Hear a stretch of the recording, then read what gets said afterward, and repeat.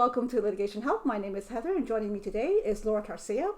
Laura, I have a very important question for you about how to choose mediators. So I think you mentioned to me before that it's a good idea to interview mediators before you actually hire them. But I think that some people, especially me, I wouldn't even know what to ask. Can you give us a few questions, suggest some questions so that we can...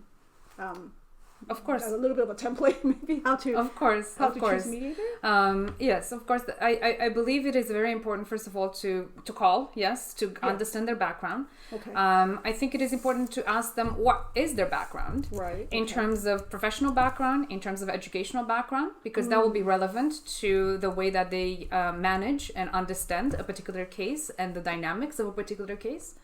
It is important to ask how they bill. Right. What's their billing like, right? I mean, is the billing going to be? Lots of people. Let's be honest here. Lots of people they fear the legal process, and then maybe also the mediation, that surprise bills and lengthy bills, all that stuff. So I think that's a very important question to ask: what they bill and how they bill, and what do they get at the end? What type of agreement do they get at the end? And what are they going to? How is the process structured? For example, and I'll give you it's a very important example. Some mediators will have both parties coming together for the first time, and we don't. Because we want to make sure that, for example, and lots of other mediators don't, they have the parties come in first individually for an individual intake.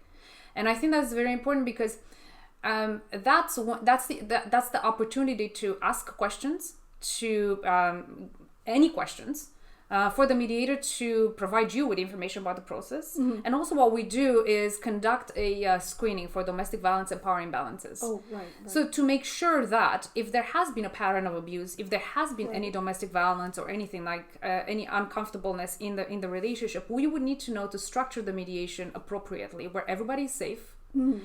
So that's a big question to ask for the mediator. Am I going to come there with my spouse, with my former spouse, or am I going to come there by myself first? And that's definitely the level of comfort of that particular person, because they may not want to come there to share their viewpoint with their former spouse sitting right next to them. So that's another important question. So just in summary, make sure that you know the background, the professional background, how they work, what the process looks like, what the intake is like. And how they bill, and what do they get at the end? What type of agreement do they get at the end? Is it enforceable? Do they have to take it to court after?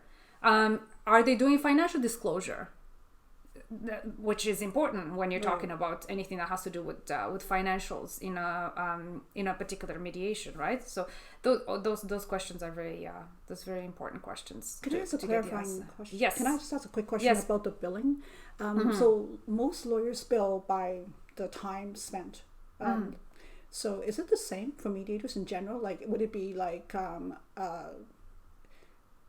so here's how lawyers charge. I mean, there's like every 6 minutes, that kind of thing. So is it the same with mediators? They go, the mediation took 5.5 hours, and so they're going to multiply that by some rate. Is it like that? So it's generally like that. Oh, okay. However, there are some other models out there. So there's a flat rate model, or a package model, let's call it. And there's some mediators who charge for, they provide a flat rate, and they say, okay, you get this amount of hours of mediation and then drafting of your document. There are mediators who will clearly say, we're not going to charge you for any time spent on emails or on phone calls, because we want you to feel free to reach out, to feel free that to know that we're part of your team. We're not there, trying not to be afraid to reach to ask a clarifying question, or to ask or to send a particular email, right, that you may want to send.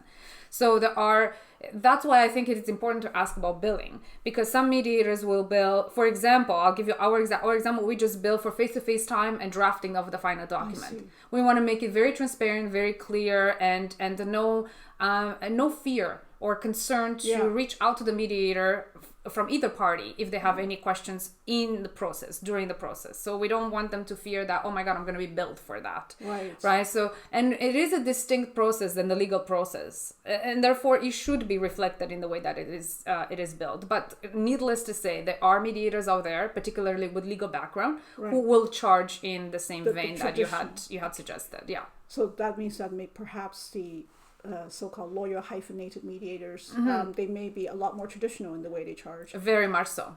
So that means that probably they would be asking for retainers, right? Yes. But I guess what I'm hearing from you is some mediators probably do not have this formal sort of, I want you to pay me $5,000 up front. They probably don't. They do have a retainer. However, they will bill differently that retainer. So they would debit that retainer very differently than a lawyer would. So instead of minutes of phone calls and all of that stuff, and surprise and miscellaneous and disbursements and all of that stuff, sometimes do not exist in any of the mediation bills. So it's very comforting. For some people it's very comforting because they can budget and calculate for this last phase of their marital relationship, which is very important because they are going into a very different financial picture. So it's important for them to have an understanding and transparency about how they're going to be billed. That's great. You don't know how happy I'm here. I am hearing this idea of not being billed for your phone calls and your emails. Yes. Because I remember when I was a client, it was really kind of nerve-wracking to be trying to talk really fast to your lawyer. Well, thank you so much, Laura, once again. And thank you very much for watching. I'll see you next video.